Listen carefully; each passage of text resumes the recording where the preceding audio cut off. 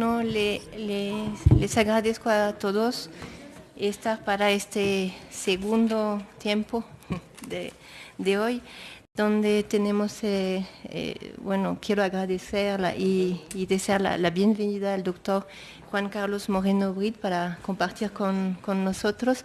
Le voy a dar después todo el tiempo para compartir, ¿no?, sobre su trayectoria, compartir con nosotros y rápidamente. El doctor es profesor titular C de la Facultad de Economía de la UNAM.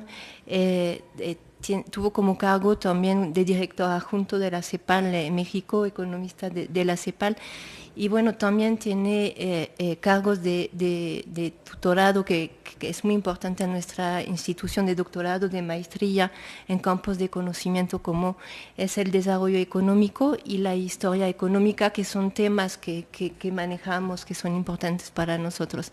Así que le doy la palabra 20 minutos y después rearticularé el debate un poco para abrir la palabra a todas las personas que están acá con nosotros. En primer lugar, muchísimas gracias a la doctora Segal, o Sigal, no sé cómo se pronuncia, Segal, me imagino, y a César por la invitación. Dicen que una conferencia buena es en la que uno ve a un viejo amigo, hace nuevos amigos, y si tiene suerte escucha una presentación interesante que quizás sea la de uno. Eso ya no sé si les va a pasar a ustedes o no, pero pues yo les voy a presentar, pero un viejo amigo, nuevos amigos. Entonces ya esa parte ya se cumplió. La segunda fase es, como dicen, sorpresas te da la vida, ¿no? Yo tenía preparado algo como para 45 minutos, una hora, pero me dice, aquí la doctora me dice, sí, por favor, hable usted. Pues, ¿qué? 20 minutos máximo. Le digo, perfecto, 20 minutos máximo. Entonces la presentación que estábamos preocupados de bajar, pues se les va a quedar, gócenla, es una cosa que ojalá les guste. Pero entonces voy a platicar de salarios mínimos en el contexto no solo de la lucha que se dio, que ya saben, sino en el contexto de hoy en día con el Telecán y qué quiere decir la lucha por un salario, no solo mínimo, sino un salario decente, digno, etcétera. La lucha del salario mínimo empezó, como saben, con el jefe de gobierno tiempo atrás. Uno dice, o mi abuela decía, que todo en la vida se puede hacer si no te importa quién se lleva el mérito. Si estamos enojados con Mancera por muchas cosas, entonces a lo mejor están enojados por el salario mínimo. Si están enojados con Carstens, a lo mejor están enojados porque bajó el salario mínimo, da igual. Pero el salario mínimo, lo que tuvo, en realidad es que, aquí tiene un libro precioso de la Constitución, desde el 1917 se dice que tiene que estar en un nivel digno para el mexicano, que incluso satisfaga o le permita necesidades de esparcimiento. Dista de eso, hace muchos años empezó una política de deterioro del salario mínimo muy, muy fuerte, y la discusión se basaba en que, en última instancia, los que queríamos hacer eso o no sabíamos economía, teníamos el corazón en el lugar adecuado, pero que era absurdo querer eso, ¿no? Carstens dijo en su momento que cómo se nos ocurría tratar de subir el salario mínimo cuando ya los chinos finalmente ya estaban ganando más que nosotros. Eso lo dijo directamente. Se armó todo un grupo, incluyendo el Banco Mundial, Banco de México, y fue una cosa totalmente extraña porque las consultorías como McKinsey, como el Departamento de Estudios Económicos del BBVA, no me acuerdo si JP Morgan o cosas así, decían que la economía mexicana tenía espacio tranquilamente para subir el salario mínimo. Los sindicatos decían que no. El Banco de México primero dijo que no, luego dijeron que iban a hacer un estudio, y en el Reforma salió una cosa muy interesante, que uno de los economistas muy potentes del Banco de México, no sé si era el jefe de estudios económicos, pero uno un poquito más abajo, filtró la noticia que el Banco de México ya les había dicho, el jefe de estudios, que tenían que hacer un análisis del impacto de una subida del salario mínimo, que iba a ser una cosa muy seria, y les dijo, pero que les quede claro, estamos en contra. Entonces, eso le dijeron dentro del mismo Banco de México. En el INEGI, otros amigos, el que dirige estudios económicos, Gerardo Leiva, él decía que él no entendía por qué tanto escándalo del salario mínimo. Dice, está tan bajo que no le veo ningún caso hacer un estudio. Entonces, él lo veía como irrelevante en el sentido de que está muy por debajo del precio de mercado. Normalmente la discusión con los economistas más tradicionales o de mainstream, en fin, es que parten del modelito del libro de texto en el cual piensan que el salario mínimo es el salario de equilibrio, entonces tienes ahí que los mercados se satisfacen, se vacían, etc. Entonces en ese modelo, si subes el salario de equilibrio, bueno, pues la típica de restricciones, que lo que vas a crear es desempleo, todas las cosas malas. Y bueno, eso, si ese fuera el caso, pues estaríamos de acuerdo en esa historia. Luego resultó toda una discusión sobre salarios de eficiencia, que a la gente le pagas y en función de lo que le pagas también le echan más ganas o no le echan más ganas. Luego, ya la evidencia internacional y la nacional quedó en que, por un lado, era curioso porque decían, es que nadie lo gana, ¿no? Entonces, pues, si nadie lo gana, ¿qué te importa que lo suba? ¿No? O sea, si lo subo 100 por 0 es 0, ¿no? Entonces, ¿cuál es el problema? No, es que el efecto Faro, entonces por fin nadie lo gana, pero el efecto Faro.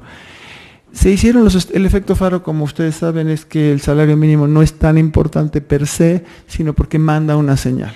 Manda una señal de que si el salario sube 5%, los demás tienen que subir 5%. El señor Serviche, el que no quería venderles un terreno, no me acuerdo, algo así, creo que no tiene mucha fama aquí, pero es un gran empresario, o ha sido un gran empresario. Él decía que cuál es el problema, en vez de que la Constitución nunca ha dicho que hay que subirlo en porcentaje, sino subir 10 pesos, subir 15 pesos, si a todos nos suben 15 pesos, incluyendo a las becas de CONACYT, creo que 15 pesos no se va a notar mucho, capaz que sí se nota mucho 15 pesos, y va subiendo en la escala y no pasa nada. INEGI hizo un estudio muy bonito que lo que se fue a meter es, bueno, vamos a ver qué ha pasado cuando se ha subido el salario mínimo. Dividieron todos los ingresos que ellos tienen en la base de datos y los dividieron como en clústeres, en bonchecitos de salarios. Gente que gana un salario mínimo más o menos 1% o 5%, no recuerdo, 2 salarios, 3 salarios, 4, suma y sigue, ¿no? Y lo que vieron es que lo que daba la evidencia es si había este efecto de encadenamiento, pues había, obviamente, cuando se sube el salario mínimo, los que ganan un salario mínimo suben ese porcentaje, 2 sin problema, 3 ya empezaba a hacer agua y de 4 en adelante ni idea. O sea, los de 4 salarios mínimos para arriba, puestos, porque el contrato no dice vas a ganar 4 salarios mínimos, sino dice ganas 6,000, ganas 8,000, en fin, entonces lo ordenaron así.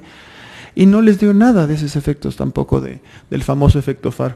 Lo que ha quedado en evidencia es que existe otro efecto, que es el efecto Fardo, que la literatura empírica ha mostrado que si tienes un salario mínimo muy por debajo del salario medio, entonces esa proporción tú le puedes subir el salario. Digo, obviamente si lo subes 100% hoy, bueno, puede pasar cualquier cosa, ¿no? Pero nadie dijo que había que subirlo 100% hoy. La propuesta del jefe de gobierno y del equipo que trabajábamos ahí era colocarlo en una ruta de recuperación del salario mínimo, ruta sostenible, ¿no?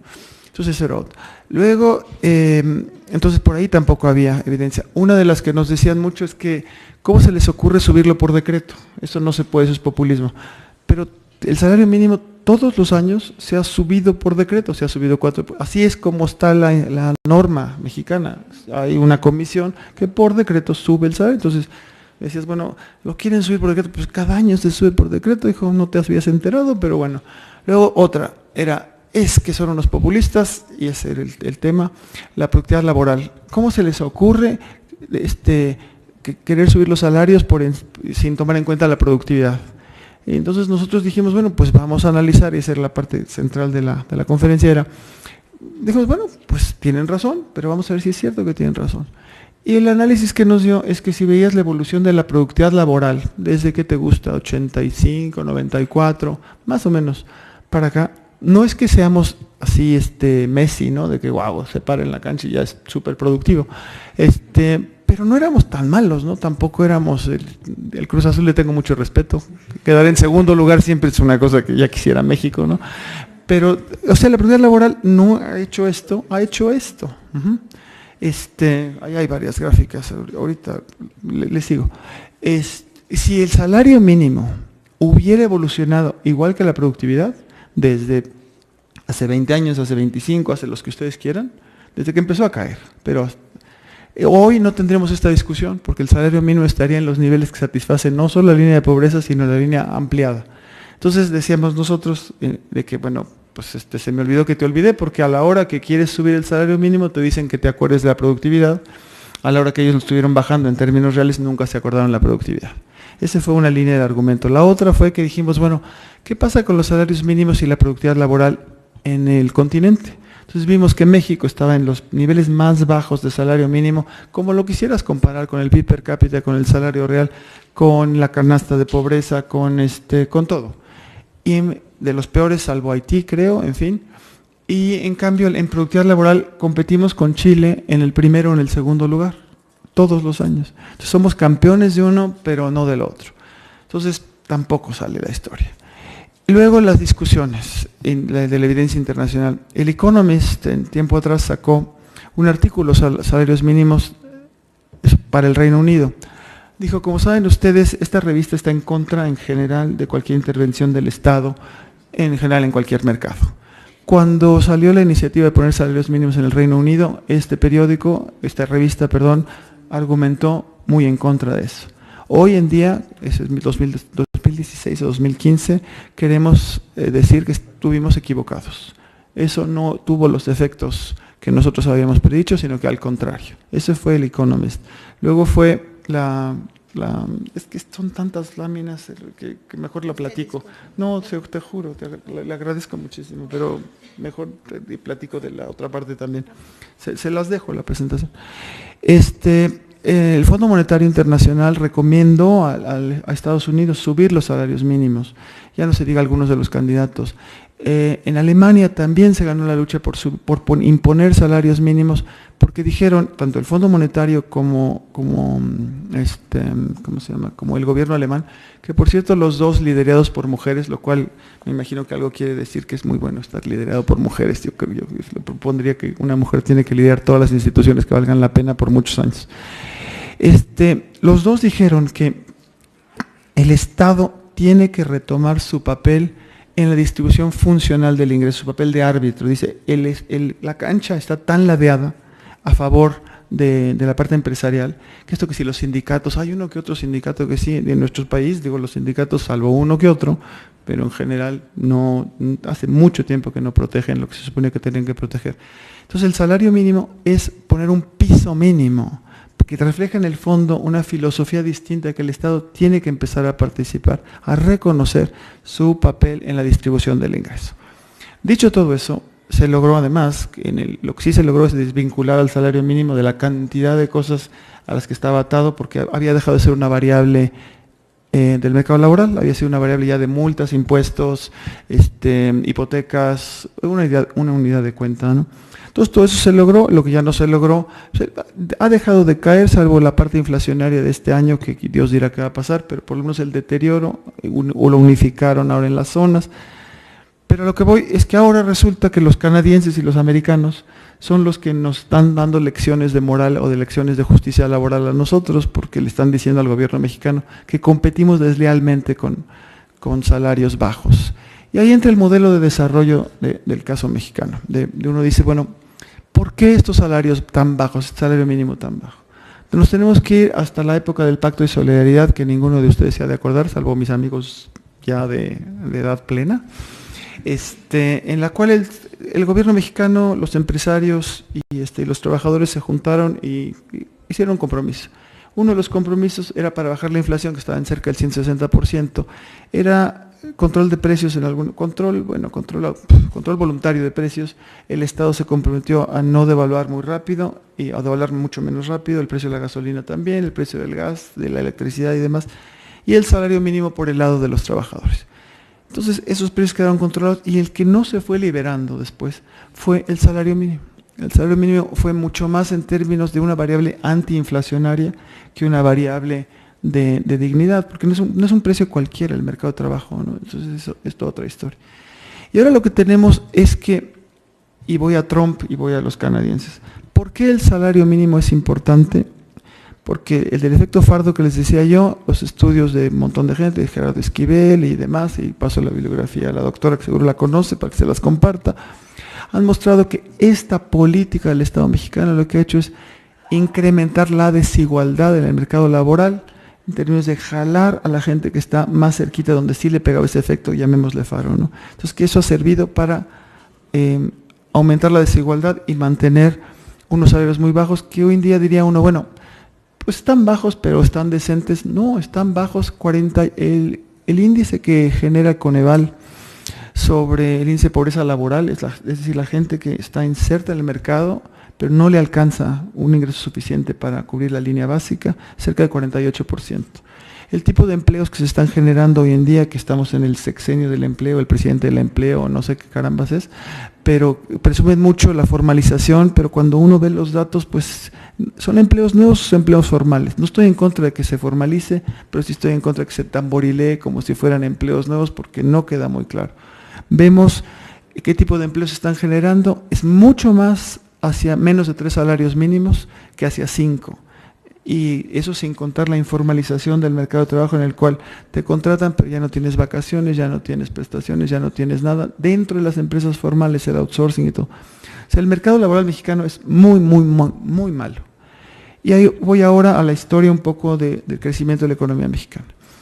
Trump lo que nos viene a hacer, aparte de insultarnos, que bueno, al final te pueden insultar y te pueden decir cualquier cosa y en función, uno le da a la gente la capacidad de que te ofenda, ¿no? Yo en la calle me insultan porque viejito malo para manejar, no dicen malo, dicen otra cosa, ¿no? Bueno, pues yo me considero prudente.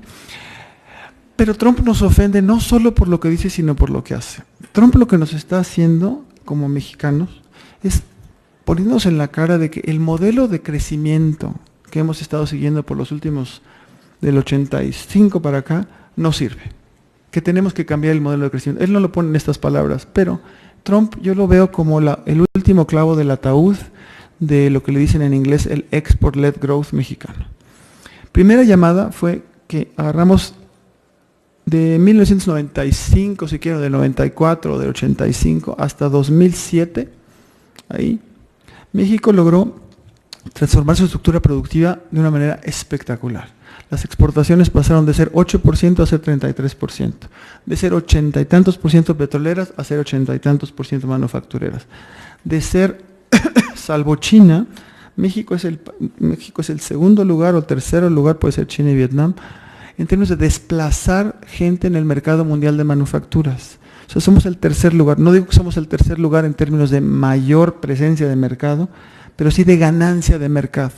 De mediados del 95 hoy en día, así como los anuncios de cuánta gente compra Volkswagen y cuánta gente todo eso, si dijeras, bueno, el mercado de manufacturas están selladas, la mexicana, la alemana, la japonesa, la china, y tomas una foto de ese PAI en 1995, si quieres un año después de que ya empiece el Telecán, y tomas la foto en 2007, bueno, México, tomas las rebanadas de PAI que crecieron, no las grandotas, sino porque una grandota como la Alemania se bajó. ¿Y de cuál creció más? Pues obvio la China creció cerca de 15 puntos en estos años. Y la que sigue es Vietnam o México, segundo o tercer lugar, crecimos 1 punto y pico de puntos, pero salvo la chica que juega racquetball, la Paola Longoria creo, ¿no? Ella es el único caso de un éxito tan brutal, un éxito tan exitoso, valga el pleonasmo, como las exportaciones manufactureras mexicanas. Crecimos a tasas de 2 dígitos, sofisticado el producto, lo que gusten. Lo único malo es que la economía no creció. Entonces, cuando nos iba bien, no nos fue bien. La brecha con Estados Unidos se amplió. La brecha que veían, si quieren, mi abuelo y sus tatarabuelos, así viendo hacia allá, en 1981 el PIB mexicano era 23-24% del PIB gringo, me refiero en per cápita.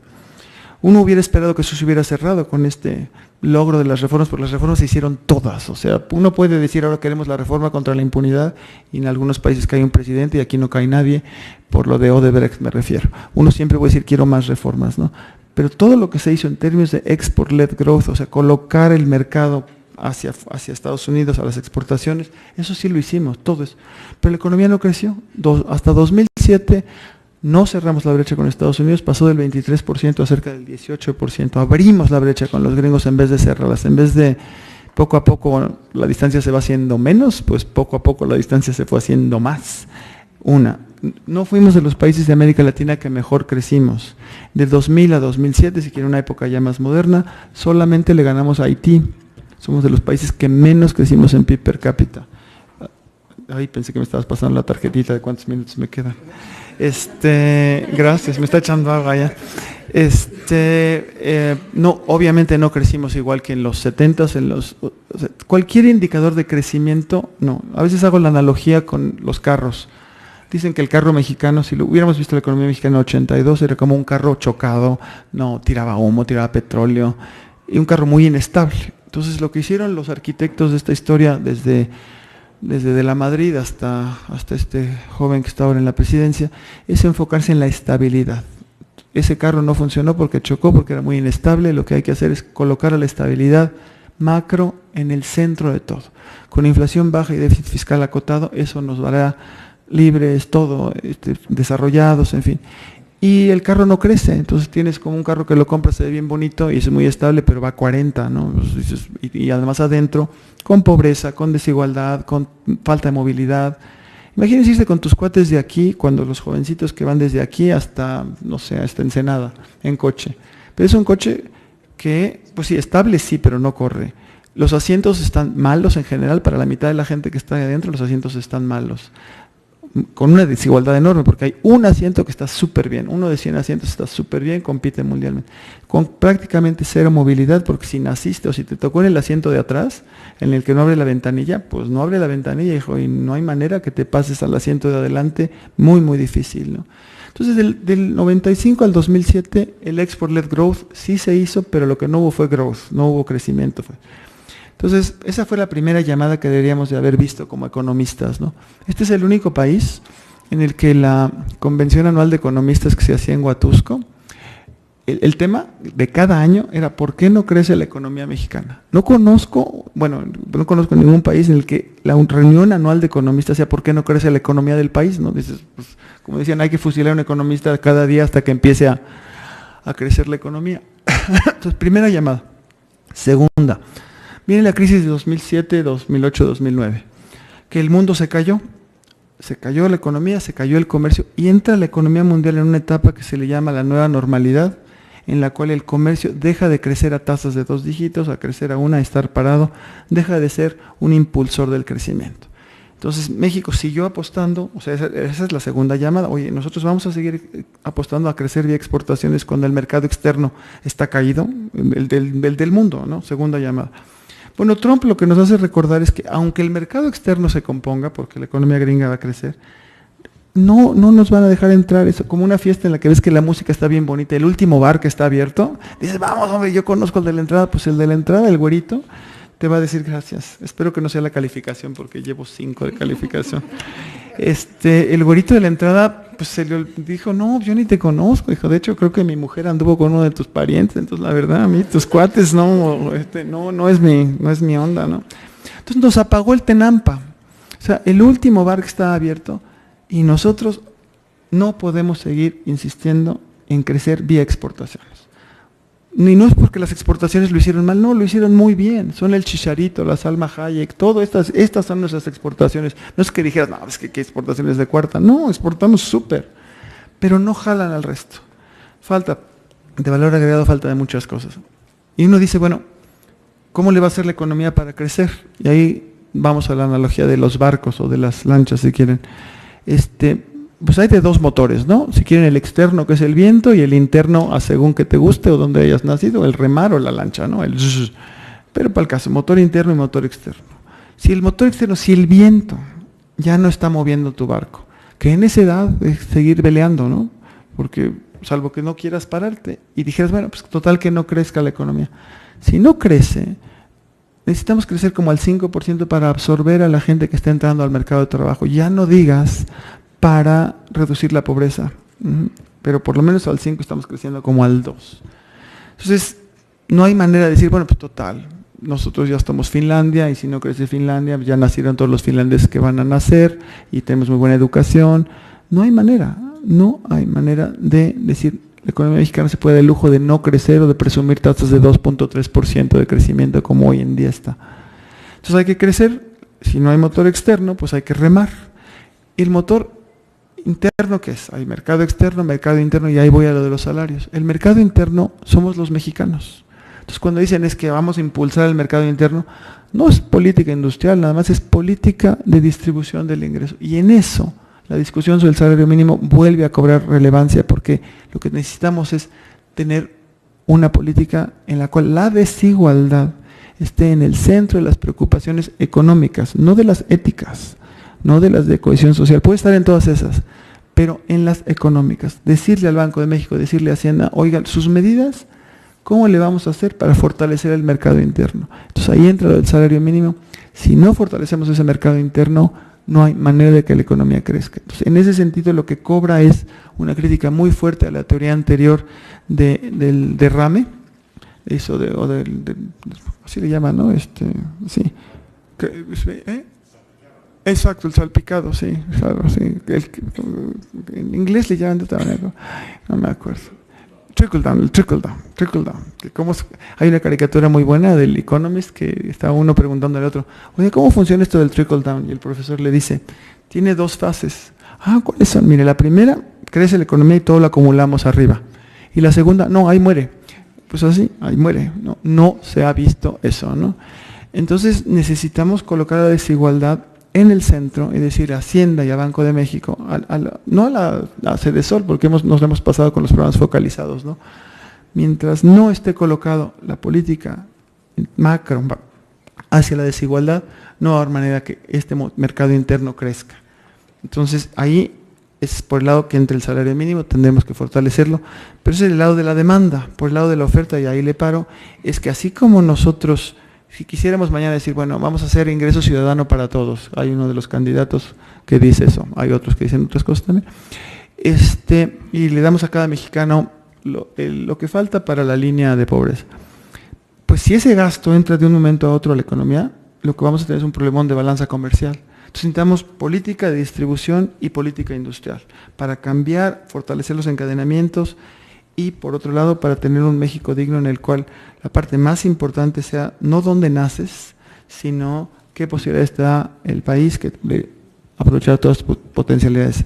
Los tres candidatos, para eso necesitas una reforma fiscal importante, una reorientación de la política fiscal y de la macro, y de la política industrial, política fiscal y macro. No es un problema de política social. Y ahí le paro. Muchas gracias y las láminas de veras que están bonitas, pero no se las comparten. Perdón.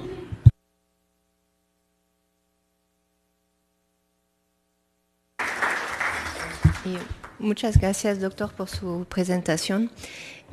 Yo lo que quise hacer es, bueno, le voy a presentar rápidamente la sala porque mi intención es rearticular la columna vertebral de su preocupación, es decir, la cuestión fundamental del salario mínimo en México, alrededor de otras preguntas que son presentes en el documento que nos compartió en el texto y creo que van y se crucen con las preocupaciones de las personas que están acá hoy.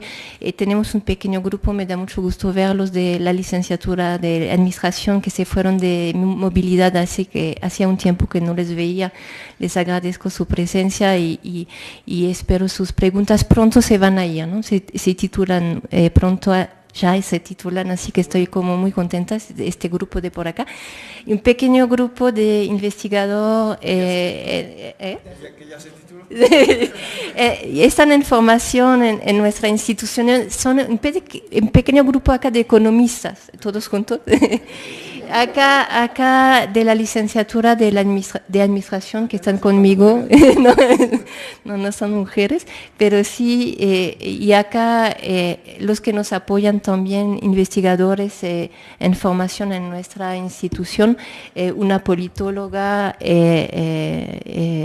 Cristina Rosillo, que viene de leyes, Juan, que es economista también, y mi colega también, que agradezco, Daniel Sandoval, que está por acá, y colegas del Departamento de Estudios Institucionales, Ignacio López y César Vargas, que están acá, que agradezco también.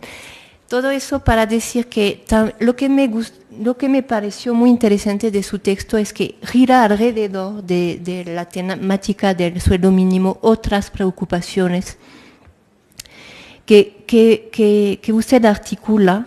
Primero, la cuestión de la Constitución mexicana, así que me permito, creo que es un tema fundamental para proteger los derechos de los mexicanos. y les comparto un trabajo que viene del doctor José Luis Barrios, que me hizo favor prestar un documento importante. Él es curador de una exposición que festejó los 100 años de la Constitución mexicana el año anterior, que tuvo en el Palacio Nacional. No sé si lo vieron, me permito, porque a mí realmente es un trabajo que me ayudó mucho.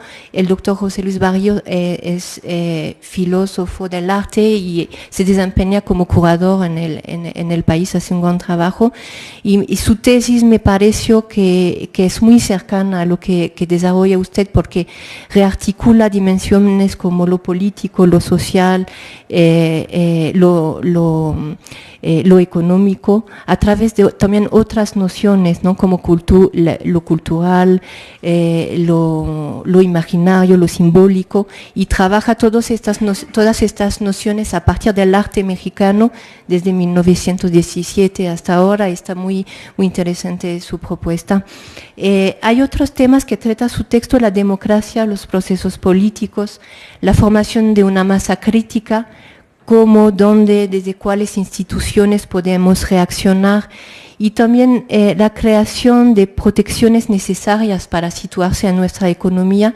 Eso para mí es un tema muy importante para los jóvenes y las jóvenes generaciones, ¿no? Cómo van a hacer para situarse y buscar trabajo, hacer su desarrollo profesional en nuestra economía hoy en día. Y tenemos preocupaciones, creo, en el grupo, que son más obsesiones epistemológicas y teóricas. No sé si vamos a llegar hasta acá, pero bueno.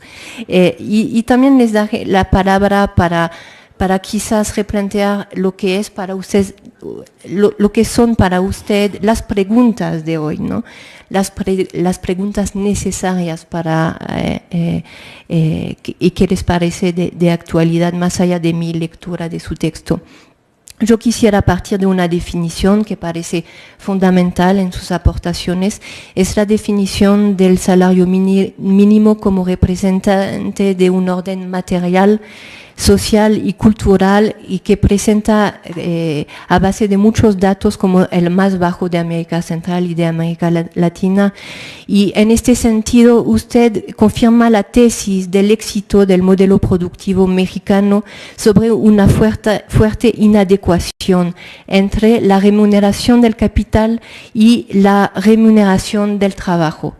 Y por lo tanto, para usted, el salario mínimo es un instrumento legítimo para, primero, reducir la desigualdad, segundo, establecer un piso de ingreso digno para la población mexicana, y tercer punto, para fortalecer la demanda interna, que para mí son sus tres ejes fuertes.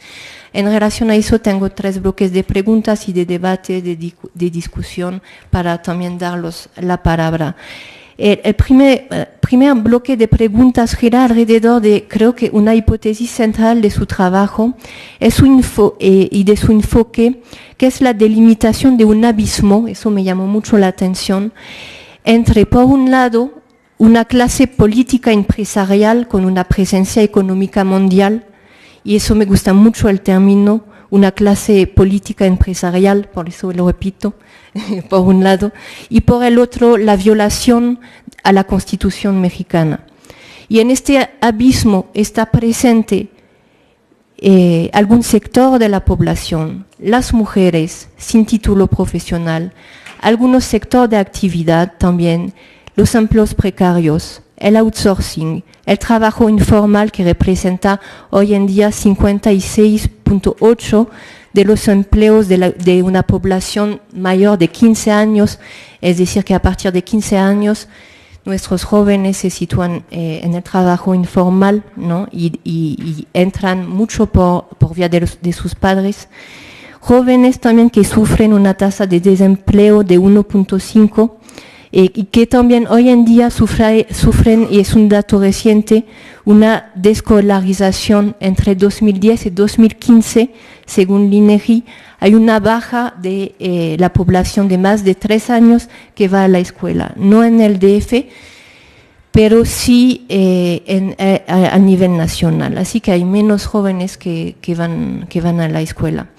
Y a partir de su lectura de la historia y desde la Constitución de 1917, en particular es el artículo 123, que articula los derechos alrededor del derecho al trabajo, pero también al seguro social de los mexicanos.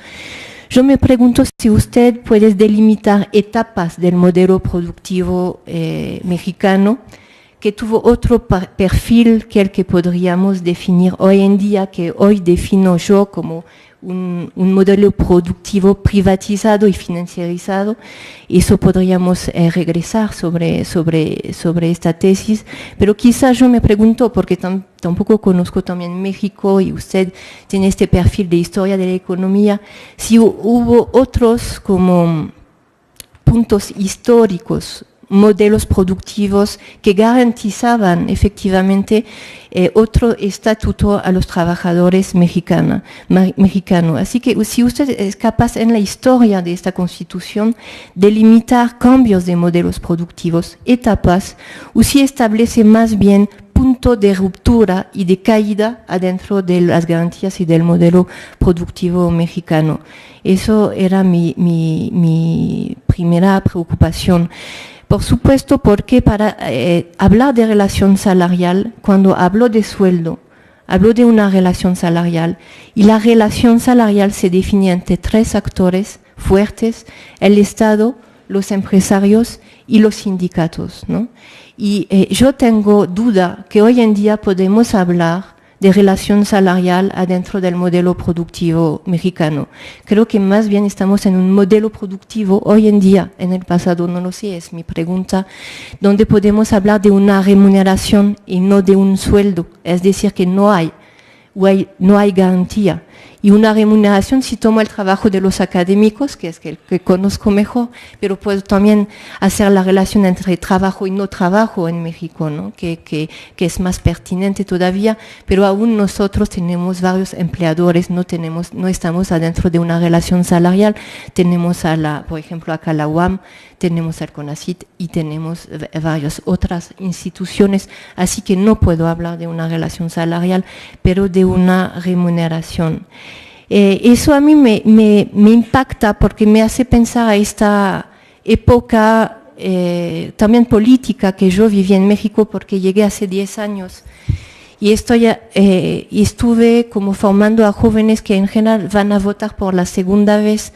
Y tengo un joven colega, Diego Bautista, que es historiador del trabajo, me invitó hace poco a una conferencia en el Fondo de Cultura Económica sobre democracia, lectura y jóvenes.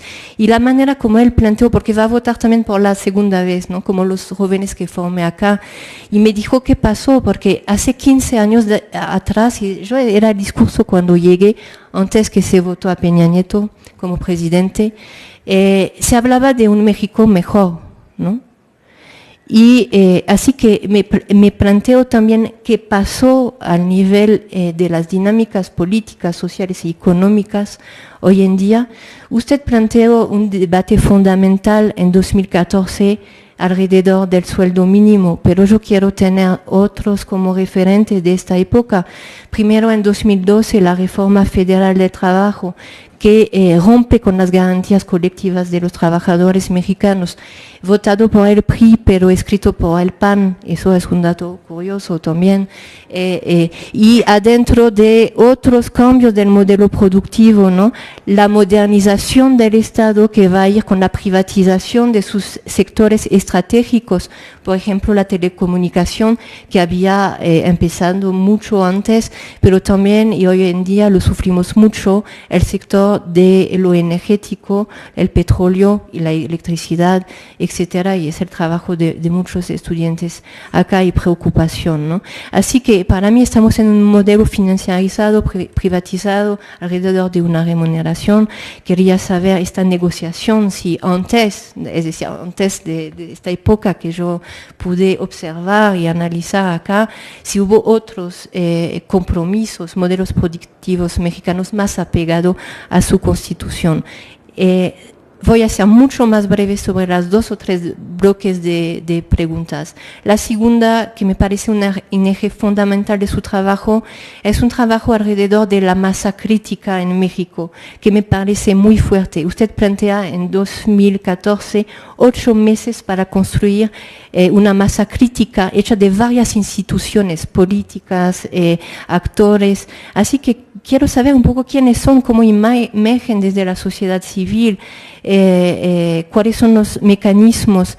Y aquí estamos en el micropolítico y así me gustó mucho, ¿no? Porque según usted, yo soy mucho más dura con la sociedad civil mexicana, pero según usted sí hay una verdadera masa crítica, si puede regresar sobre este proceso. Yo en 2014 estaba acá, miraba los debates y adentro de la sociedad civil estaba descontenta con la postura de mis vecinos y gente cercana. Me parecía que había contrafuerzas, ¿no? Otros intereses.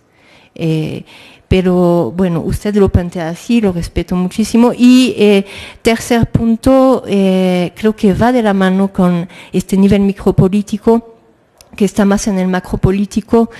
Usted justamente es muy interesante porque va a cambiar la mirada. Para usted el problema me parece que es menos la sociedad civil y los partidos políticos que siempre criticamos, ¿no? Los mexicanos y sus votos, sus preferencias, etcétera. Pero usted desconstruye esta crítica para poner la mirada sobre otra relación, es la relación entre políticos y Estado. Eso me parece también un gran aporte de su enfoque.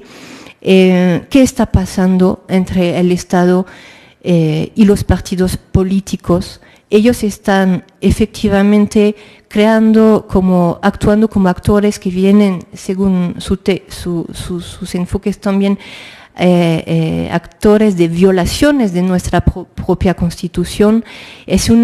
A mí me parece una hipótesis fuerte también porque permite analizar otro tipo de violencia de Estado, crimen de Estado, crimen políticos que también nuestro país y nuestros jóvenes están sufriendo. A nivel macroeconómico, creo que nos falta mucho en el país para quizás tener más respuestas a mis preguntas. Un análisis en términos de rendición de cuenta y de transparencia de los movimientos aún económicos y financieros y de capitales. Me da la impresión que no hay tanta claridad también. Por ejemplo, para responder a preguntas muy concretas como cómo funciona la bolsa en México, el capital, etcétera. Muchas gracias.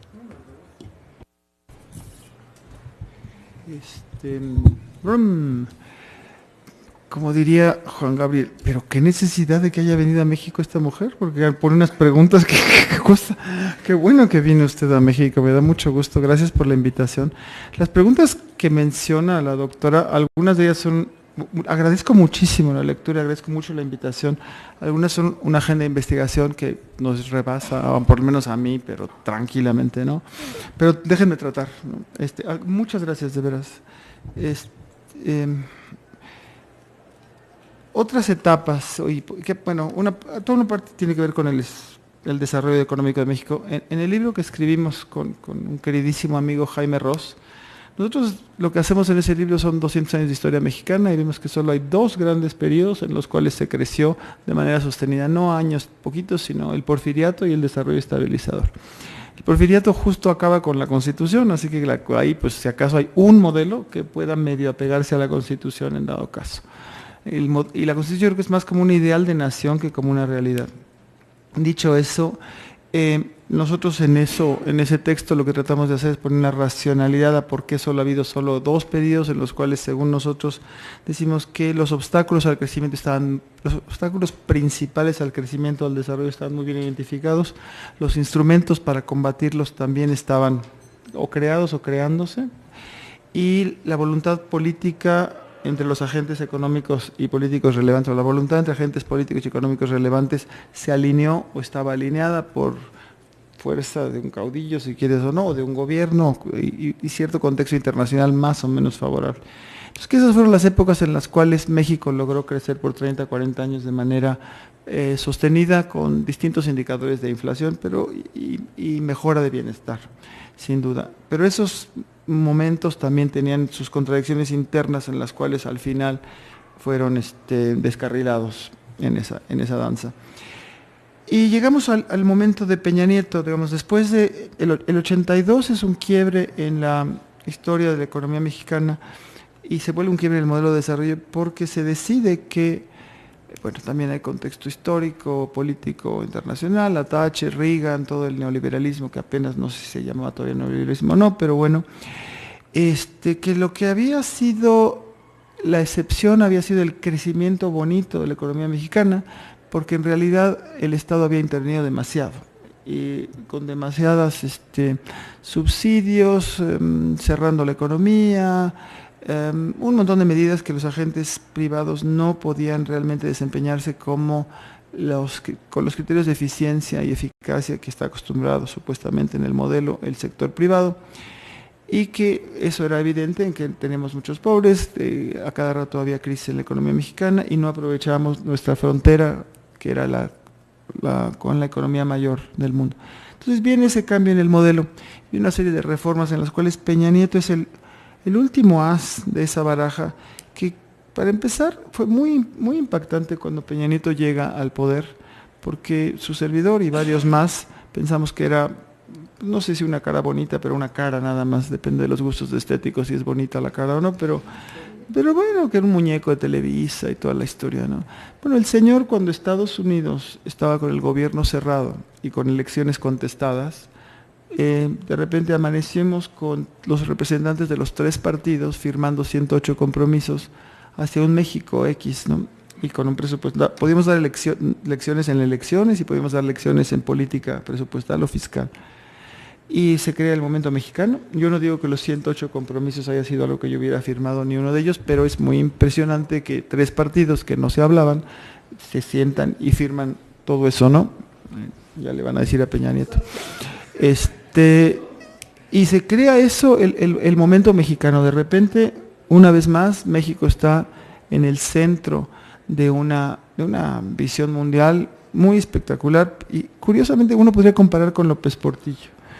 El eje de la reforma de Peña Nieto, y luego voy a tomar lo de la reforma laboral, porque gracias al TPP, esa reforma laboral que menciona la doctora luego fue revertida porque teníamos que ser mucho más modernos para el TPP y ahora está siendo otra vez cancelada, pero se quitaron los contratos de protección, o sea, se hacía una reforma moderna para, bueno, lean a Arturo Alcalde, Graciela Benzuzani, estoy seguro que era la doctora, en ese sentido.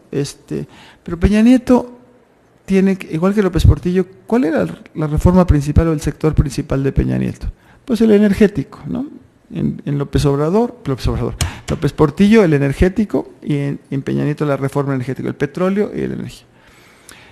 En el caso del López Portillo con un Pemex muy engallado, un Pemex que es casi niño héroe, un Pemex que uno lo ve muy bien, un Pemex que es pilar de las finanzas nacionales, todavía no aportaba tanto al ingreso fiscal, pero era una cosa que tenía el Instituto Mexicano del Petróleo. López Portillo dice, tenemos estos recursos, los cuales Pemex, que es empresa del Estado, eficiente, eficaz, toda esta historia, con esos recursos los vamos a gestionar con Pemex para generar un plan de desarrollo industrial. Entonces Pemex, en una visión como actor importante de la política, en cambio con Peña Nieto la idea era, vamos a abrir la economía, o sea, nuestro sector es la reforma energética, pero ya no es Pemex, vamos a abrirle, entonces va a entrar la inversión extranjera y no es Pemex. En el caso de López Portillo, el precio del petróleo estaba pronosticado a crecer en términos reales como 3% por los siguientes 25 años. En el caso de Peña Nieto, justamente al revés, el precio del petróleo Dios diría que iba a pasar porque está desde por la contaminación hasta porque el cambio de usos de renovables no renovables, toda esta historia, ¿no? Entonces, con 3 supuestos esencialmente distintos, hay otro, el gobierno mexicano no iba a hacer ningún plan de industrialización, esos serían los actores privados. Entonces, todos los supuestos son totalmente al revés, pero los dos cimentan su modelo de crecimiento en el sector petrolero, en la reforma energética y la reforma petrolera. En el caso de López Portillo, yo creo que fueron los últimos momentos en que se trató de combatir algunos de los obstáculos centrales al crecimiento, y me remito a lo del libro. ¿Por qué Peña Nieto no tiene éxito? Porque en realidad de los pilares que bloquean o que cimentan nuestra posibilidad de expansión, Peña Nieto no los toca, los toca al revés. Es muy difícil decirle a una economía recetas para crecer, pero es muy fácil decirle recetas para no crecer. En todos los modelos de economistas, sean privados, sean públicos, si una empresa quiere crecer o si un país quiere crecer o no crecer, pues no hay que invertir. Si uno no invierte, no hay manera de crecer. En el caso de Peña Nieto, punto importante es la infraestructura para crecer. Hoy hasta el Fondo Monetario, el BID, la CAF, un montón de instituciones dicen que sin infraestructura no hay manera de crecer. Peña Nieto tiene el honor de que en su sexenio, inclusive con los 2 años anteriores de Calderón, la inversión pública ha caído en términos reales 5%. Uno ha caído en términos reales, otro es la magnitud de la caída es del 5% sistemáticamente. Uno de los gentes en Banco de México decía que la pena que la inversión pública era tan chiquita es que ya no se podía recortar.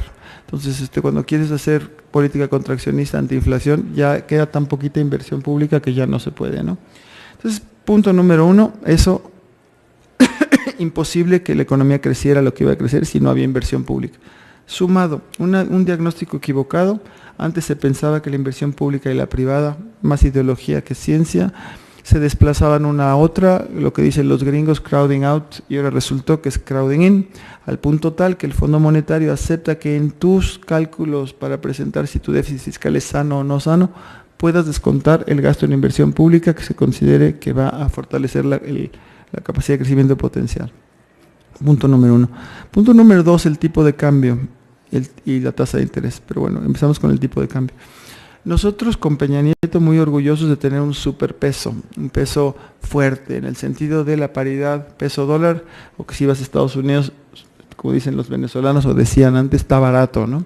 Entonces, el tipo de cambio se empezó a usar como el salario mínimo igual, como un instrumento contra la inflación y no un instrumento que podía fortalecer la competitividad.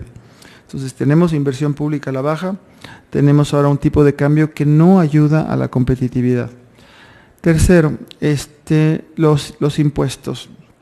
Nosotros podemos hablar de la carga tributaria o de la capacidad fiscal en México, sinceramente con grandes vulnerabilidades. Si bien la reforma de Videgaray subió varios puntos al PIB, sigue siendo altamente regresiva, insuficiente, poco transparente, no hay capacidad de tener política anticíclica. Entonces ahí tenemos otro punto espantoso, inclusive llegando al grado, y entro a la política de la otra, que tienes a un canciller que logra, perdón, ahora es canciller, a un jefe de finanzas públicas que logra hacer una reforma fiscal importante. Los 3 puntos que sube no es fácil conseguir en América Latina, y él se ve obligado a decir lo que dijo Reagan o Bush, era el de que Bush, no more taxes, no va a haber más impuestos, ni siquiera va a haber medidas para incrementar la base gravable.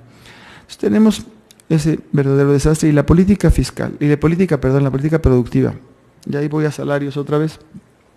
El mantra de Peña Nieto fueron 2.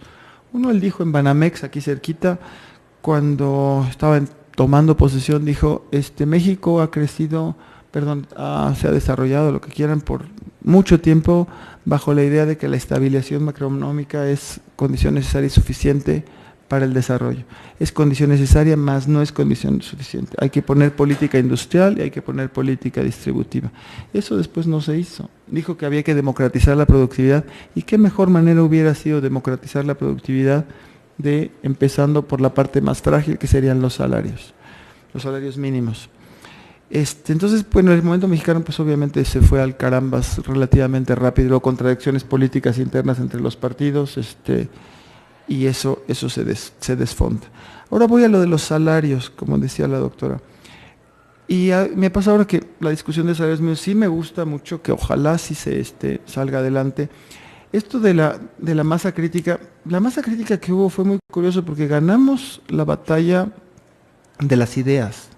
La batalla de las ideas, ya no hay nadie que te diga bueno, hay de repente algún por ahí, pero que digan, no, es que el salario mínimo no debe de subir. Ya más bien la discusión, ¿y cómo le haces para que suba? ¿Cómo le haces para que no genere X? Pero punto central, y eso fue muy, muy importante en la discusión, es que la base de la discusión no era la ética, sino era la parte legal. La Constitución dice, yo quiera o no quiera, no sé, la Constitución dice que los mexicanos tienen que tener esto, por ser mexicanos, 1. Número 2, el Coneval, y no era la UNAM, y no era Mancera ni nadie, sino el Coneval, calculó lo que, o interpretó lo que la Constitución quería decir en términos de pesos y centavos. Entonces, lo único que decíamos nosotros es prácticamente lo que dicen los más, igualito, pero al revés, los más mainstream de los economistas. Lo que tiene que hacer el Estado es que se aplique la ley. Lo queremos, no, aparte de que si el salario mínimo se me hace impresentable, la ley dice. Entonces, bueno, o cambien la Constitución, si no les gusta, o piensan que el salario mínimo debe ser una cosa que es aberrante, cambien la Constitución, pero mientras la Constitución lo diga, ¿cómo le vamos a hacer? Es que hablan mucho, es que el Estado de Derecho. Bueno, pues el Estado de Derecho, pues empezamos por la Constitución. Entonces, por eso fue muy, muy importante siempre estar insistiendo que era la Constitución y que ojalá hubiéramos podido celebrar el año pasado con el inicio de una senda de recuperación de los salarios mínimos de manera sustentable y demás. Sí se logró mucho, las desvinculaciones y todo, pero después el mundo cambió y ahora estamos muy preocupados por la inflación, por cosas como el gasolinazo, la devaluación y demás. Ahora, el punto terrible es que el mundo del salario, el mundo de las remuneraciones, qué pena, pero dentro de la pobreza laboral que mencionaba la doctora, la informalidad y demás, pues podemos subir los salarios lo que quieras, pero qué poquito le pega al resto, porque un montón de gente, no solo los desempleados, no solo los informales, están también los deprimidos en el sentido de que ya los desincentivados, que no entran al mercado, no entran a la población económicamente activa, porque dicen, ¿pero para qué? Pierdo el tiempo, no voy a conseguir nada, además voy a gastar lo que cueste venir aquí desde Tlalpan a la UAM, pues no hay plazas, ya gasté 80 pesos del camión, ¿no? ¿Qué necesidad, no? Sumando de subempleo, desempleo y esta tasa, cifras del CESP, que es el Centro de Estudios Económicos del Sector Privado, tampoco es la UNAM, dicen que esa tasa está por encima del 20%. Entonces tenemos una cantidad de gente que la parte del salario ya no va a decir mucho, y ahí viene toda la discusión de ingresos ciudadanos y qué querría decir. Parte del salario, las economías o las sociedades. Uno, así como cuando llegas a una ciudad o a un país, ve al baño de la estación de trenes o ve al baño del aeropuerto y ya te das un poco de idea más o menos cómo va a estar el resto del país. Pues sí, ¿no? La verdad. Ve también en términos cómo tratan las sociedades a la gente, no la que está en el mercado laboral formal, sino la que está afuera. Cómo tratamos a los niños, cómo tratamos a los pensionados, cómo tratamos a los que se enferman, cómo tratamos a las señoras que entran y salen, a los viejitos, los discapacitados. En eso, nosotros como México es impresentable como vivimos, ¿no? Y los niños que están afuera, todo lo que ustedes saben, la desescolarización, sumado a que también el retorno a la escolarización empieza a ser muy complicado, porque pues depende, ¿no? Dónde estudiaste, de qué familia vienes. Desafortunadamente infancia es destino en muchos sentidos en México, y está muy pesada esa historia. Es que preguntó tantas cosas, doctora. Sí, si quiere, lo que podemos hacer, además, como veo los economistas ahí, podemos hacer una serie de preguntas y además poder seguir integrando. Mi último comentario sería sobre la masa crítica. Ojalá, yo creo que la masa crítica fue intelectual, fuimos convenciendo gentes, pero en realidad si uno compara la lucha del salario mínimo en Los Ángeles, la lucha del salario mínimo en México, allá sí se logró una masa crítica muy respetable, que al final era una demanda popular. Aquí no, aquí era una discusión intelectual, fue la más importante de política económica que se dio, pero marchando en la calle, ¿quién? Nadie, ¿no? Nunca hubo eso, ¿no? Y los sindicatos dicen, y a mí qué me importa el salario mínimo, ¿no? También. Entonces, en ese sentido, yo creo que la masa crítica nunca se logró. Se logró una masa de críticos influyentes que deshicieron cada una de las objeciones, tanto críticos desde fuera como críticos de adentro, pero esa parte, y a mí la sociedad civil pues me da ñañara, hay de todo, ¿no? La verdad, de repente las ONGs pues son, ¿cómo las describes? Pues lo único que tienes es que son no gubernamentales, pero algunas de ellas ya eran gubernamentales antes y ahora son no gubernamentales. No tengo ni idea exactamente, no como la Thatcher que dijo, nunca he visto a la sociedad, yo no conozco la sociedad, conozco a los ingleses, pero la sociedad civil como tal, hay de todo, ¿no? Sinceramente hay de todo. El mexicano normal, no sé si miembro de una organización, no participa poco en organizaciones políticas, luego tiende a la cultura de derechos y la cultura de obligaciones, pasémonos este barrio aquí, ¿por qué voy a pagar impuestos si se roban todo? No, pues oye, si no es que ¿por qué voy a pagar impuestos si se roban todo es un punto y ¿por qué voy a pagar impuestos es otro? ¿No? Entonces hay toda una parte en la cual yo creo que lo que tendría uno que hacer es preguntarle a los candidatos que sean de su predilección o no, y ahorita que dijiste que los jóvenes van a volver a votar por segunda vez, pensé que quizá van a volver a votar por segunda vez por quien votaron la primera vez, porque tienen esa oportunidad de votar por segunda vez o por tercera incluso, por quien pueden haber votado, no tengo ni idea si les gusta ese candidato o no, pero hay de todo. Y los partidos son impresentables, pero es lo que hay, o sea, en la democracia, hay una cosa de Latinobarómetro que es muy buena, que es el mexicano, que si crece en la democracia, ha habido desencanto, pero cuando les preguntas, como decían Churchill, pues es horrible, pero es lo mejor que hay. De todo lo que hay, es lo mejor, la democracia. Pero, o sea, creen en eso. Luego les preguntas de los partidos, ¿creen que los partidos es un instrumento esencial de la democracia? Dicen que sí, que los partidos. Y luego les preguntan que si creen en los partidos, o sea, los partidos así etéreo, ¿no? Sí, los partidos son instrumentos del ejercicio democrático del poder. Ahora, ¿qué tanta confianza te dan los líderes de tu partido, los líderes de muchas cosas? Pues no te dan nada de confianza. Entonces hay una brecha ahí de credibilidad democrática, que los partidos son importantes para el ejercicio de la democracia, pero yo no creo en ninguno de ellos, ¿no? Entonces empieza a ser como Groucho Marx de que pues no quiero pertenecer a ninguna sociedad que me acepte, porque entonces quiere decir que tiene muy bajo estándar, ¿no? Tenemos una crisis inmensa de violencia, cohesión social, la CIA, y con eso paro, la CIA hace menos de un año, en un reporte que sacó sobre México, dijo que la desigualdad llegaba a unos niveles tales que podía poner en riesgo no solo la estabilidad política, es decir, que gane ya saben quién, sino la estabilidad social. Y yo ya cuando tengo que citar a la CIA y nos rebasa por la izquierda, ya digo, pues ya no entiendo mucho, ¿no? Y muchas gracias.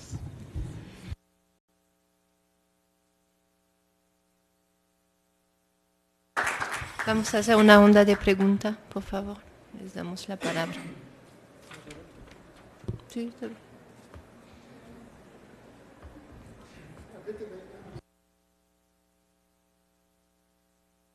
Listo. Hay un aspecto que... Sí, perdón, si nos puedes dar tu nombre. Benjamín García. Gracias. Sí, aquí están mis alumnos. Bueno, Benjamín García, estoy aquí de profesor invitado en la UAM. Hay dos aspectos que tienen una doble faceta en sentido del salario mínimo y la falta de crecimiento económico. Y es que la posibilidad de tener una pensión en el tiempo, ¿no?, de jubilación, se ha venido esfumando porque está atada a un salario bajo y a una actividad de trabajo que se va a la informalidad. Entonces, la posibilidad de tener, después de 40 años de trabajo, una pensión se va esfumando por dos razones que habría que ligar a este problema del salario. La primera es que el salario, por supuesto, es muy bajo, pero la falta de crecimiento genera tasas reales muy pequeñas. Entonces, la privatización del sistema de pensiones liberaba aparentemente al gobierno de una carga fiscal, pero si lo vemos a futuro, la carga fiscal regresa como un problema, porque aquel trabajador que cumple con los criterios de tener una pensión, difícilmente va a poder tener acceso a un salario mínimo de julio de 1997.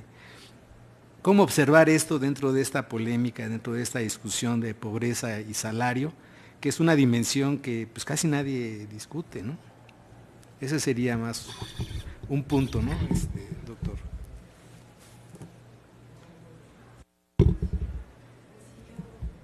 Rosillo y Daniel. Sí, bueno, muchas gracias. Me gustó mucho su tema. Sí. Solo yo tendría algún comentario sobre lo que señalaba, incluso la pregunta, con relación a la pregunta de la doctora Elodie, de qué tanto, si en México, constitucionalmente hablando, tenemos un modelo productivo. Yo consideraría que sí, que incluso tenemos un modelo de economía mixta, así llamado normalmente, que está en la Constitución Política Mexicana y que tiene una carga en la que el Estado tiene un papel muy importante como rector del desarrollo económico, incluso social, y tiene un fuerte peso en la distribución del ingreso y la riqueza. Lo que más bien quizá habría que señalar es que este modelo no estaba como tal plasmado desde la Constitución, desde la promulgación en 1917, sino que a lo largo de varias décadas se fue construyendo este modelo y se fue consagrando a nivel constitucional, de manera que sí tenemos un modelo productivo, incluso en el que no solo se produce de acuerdo a las necesidades del mercado, sino también se produce para, digamos, todos los sectores sociales, en los que no solo se produce a través de empresas privadas, sino también de empresas estatales, y en el que se busca, por lo menos en términos jurídicos, ¿no? Como deber ser, ¿no? Ideal de un poco generar un equilibrio entre el interés privado y el interés social, y un equilibrio entre garantías individuales y garantías de propiedad, pero también derechos laborales, derechos sociales, incluso derechos económicos. Entonces, nada más ahí querría yo un poco hacer ese comentario, que sí tenemos un modelo un modelo económico en la Constitución, que incluso, curiosamente, la última gran reforma que quedó consolidada fue en el año de 1982, con Miguel de la Madrid, justo cuando inicia el cambio al modelo neoliberal. Miguel de la Madrid, seguramente porque era colega abogado, no lo sé, pero constitucionalizó esta parte central, le dio los últimos toques al artículo 25 de la Constitución Política, donde está presente el modelo de economía mixta en México. Eso sería mi comentario. Gracias. Tengo una pregunta que espero que tenga sentido, puesto que no soy economista, pero sí, por ejemplo, esta discusión del salario interno que va vinculada al mercado interno, ¿no? A fortalecer el mercado interno. Si en México y a nivel internacional, por ejemplo, Trump tiene una política, digamos, de crecimiento del mercado interno también, ¿no? A su manera, implica o puede ser o es un síntoma de que haya una reconfiguración del modelo productivo, ¿no? En México y a manera internacional, ¿no? Y la otra, si tal vez profundizar, me interesa el tema del salario mínimo en el contexto de la negociación del Tratado de Libre Comercio, ¿no? Digamos, ¿cuáles son los intereses ahí? ¿Cómo se maneja la discusión? ¿Y qué impacto tendría regionalmente, en integración regional, digamos, desigual? Una alza, digamos, significativa del salario mínimo, ¿no? Así. Gracias, Juan Carlos, un gusto. Gracias por venir, felicidades por la presentación. Yo tenía una pregunta que va por el lado de las diferencias regionales en México. O sea, decir, bueno, el que no haya crecido el país desde el 82, digamos, que hemos tenido un crecimiento bastante magro, en general es claro, ¿no? Pero si ve los éxitos del Bajío y de los estados del norte de México, y atados un poco a esta export-led growth, esta economía de exportación de manufacturas que ha sido tan exitosa, ¿no crees que, o sea, es importante, yo creo que diferenciarlo, porque esos estados han tenido, y esas regiones, tasas de crecimiento del 6 al 10% anual muchas veces, lo cual sí es muy impresionante, y sí en cierta manera valida ese modelo de crecimiento guiado por exportaciones, ¿no? Desde luego, en general, el país como un todo no ha crecido y no ha habido respuesta, pero es mucho por, a lo mejor, el diagnóstico de los estados sureños y, ¿no? Básicamente, y del sur de México, que no han podido engancharse a este crecimiento económico, ¿no? Entonces, no sé si o sea, en cuanto al salario mínimo, pues pensando en la altísima productividad que hay en el Bajío y en los estados del norte que han sido tan exitosos, contrario a la pues, baja productividad que se da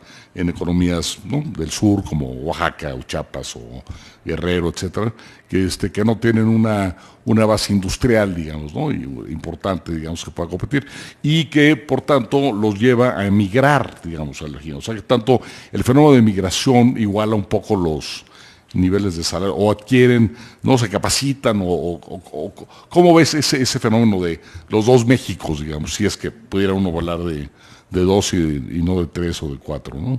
Gracias.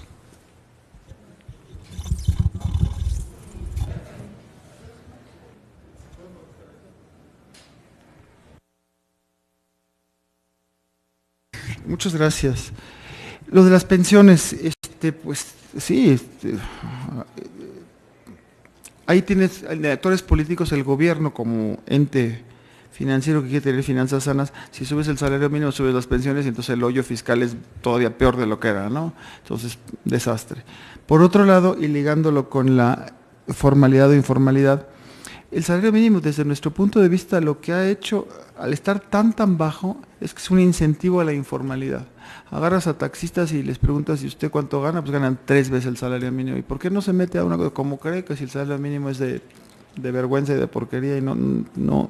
Entonces ahí uno pensaría, o digamos, argumentamos nosotros que subiéramos el salario mínimo, habría un incentivo mayor a la formalización y que la gente se inscriba ahí. Podríamos tener también parte más, una ayuda en esa misma línea, ¿no? Luego, tomaba yo y retomo la importancia de lo de las pensiones, ¿no? Cuando ve uno los anuncios en Netflix o vas al cine y estas comunidades del señor que tiene pelo blanco mucho, que es tu caso, no es el mío, y luego está la güera junto, porque siempre están con la güera, y entonces se pasean y están a caballo, y la medicina, y dices, pero ¿dónde? ¿No? Además salen en la suburban, y se van a la playa y ponen la suburban, y nadie los asalta, nadie los golpea, y está todo un mundo que no existe. Las pensiones acá es lo mismo que decía yo, cómo te tratan cuando sales del mercado de trabajo, que es un verdadero desastre, ¿no?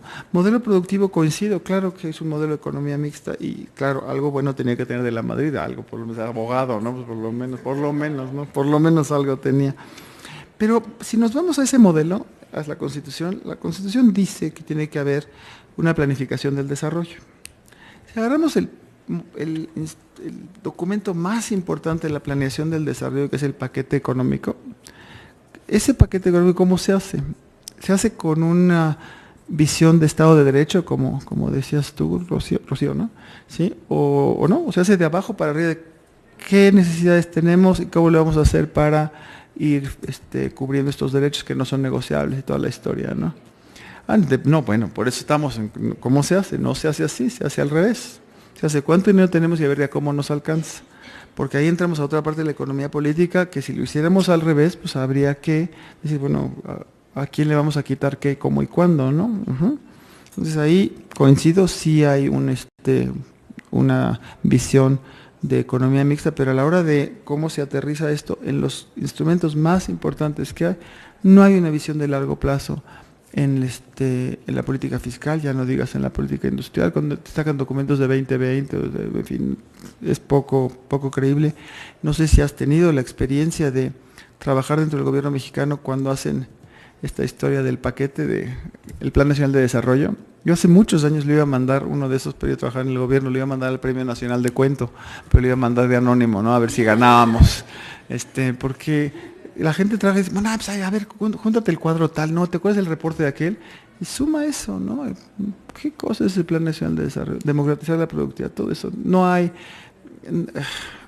los recursos, no hay el seguimiento, la evaluación no existe, en fin, somos muy felices porque prospera y es un de los pocos programas que están en caso de controles, etcétera, pero a la hora de la hora, este modelo que tú dices, sí es de economía, en el papel existe, y por otro lado, y tomando lo que decía Joaquín también, ¿y cómo te llamas? Perdón? Daniel, ¿no? Este modelo ya fuera del papel es un modelo de financiarización, como decía la doctora, los grandes ganadores son los bancos, ¿no? Los de finanzas. Había un señor que se llamaba Espinosa Iglesias, que le quitaron su banco, se lo compraron, y se llamaba el Banco Bancomer. Ahora hay una torre BBVA, qué cosa, ¿no? Digo, nada más ves así, dice, bueno, obviamente esa acumulación está yéndose a los financieros. Ahora, como Shakespeare, retomando lo que decía Joaquín, pues el mismo Shakespeare dice que hasta en una tormenta de las peores siempre hay vientitos, ¿no? Siempre hay vientos, que se necesita una tormenta muy, muy mala para que no haya un viento favorable a alguien. Cuando hablamos de México, ha crecido poco sin duda, pero ha crecido. Pero si vemos la distribución funcional del ingreso, la participación de los salarios en esa distribución ha caído a lo bestia, ¿no? Como en muchos países, la brecha entre productividad y salario se ha abierto a lo bestia. Pero eso quiere decir que los que ganan dinero aquí, los de hasta arriba, qué bárbaro.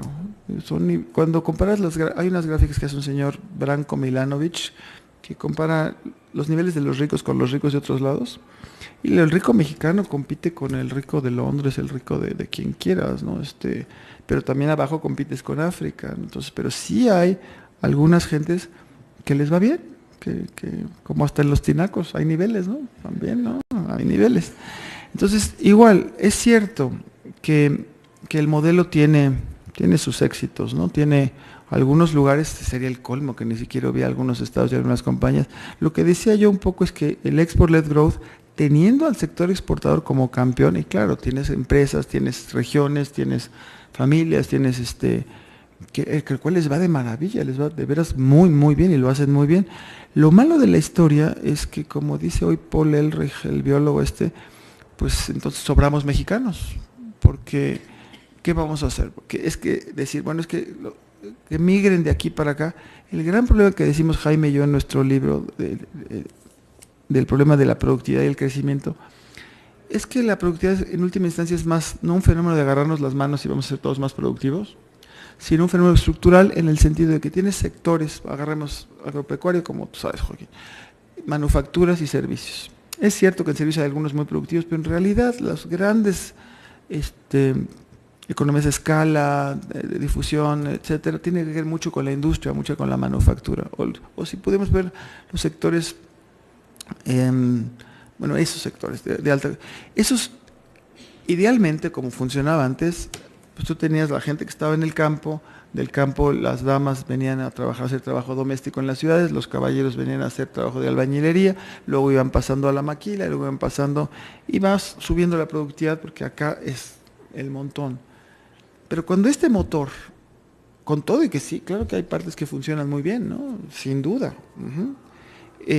pero no absorbe al resto, entonces lo que tú tienes es que y está el tema de la desindustrialización prematura de la economía mexicana, una cantidad de servicios, gente en servicios, que hay gente muy, muy buena en servicios, los de Cambridge Analytica son muy buenos en servicios, pero hay otros que pues lo que están haciendo es, vamos a cualquier estacionamiento, tienes ahora las palanquitas esas, ¿no? Pero tienes el que te lleva tu compra del coche al coche, perdón, de arriba de la caja al coche. Luego está un señor que te dice que viene, ¿no? Está el viene, está el viene ahí. Y luego ya que llegas, hay otro que te toma el papelito y lo pone. Entonces tienes a 3 tipos haciendo algo que se supone que iba a estar automatizado, ¿no?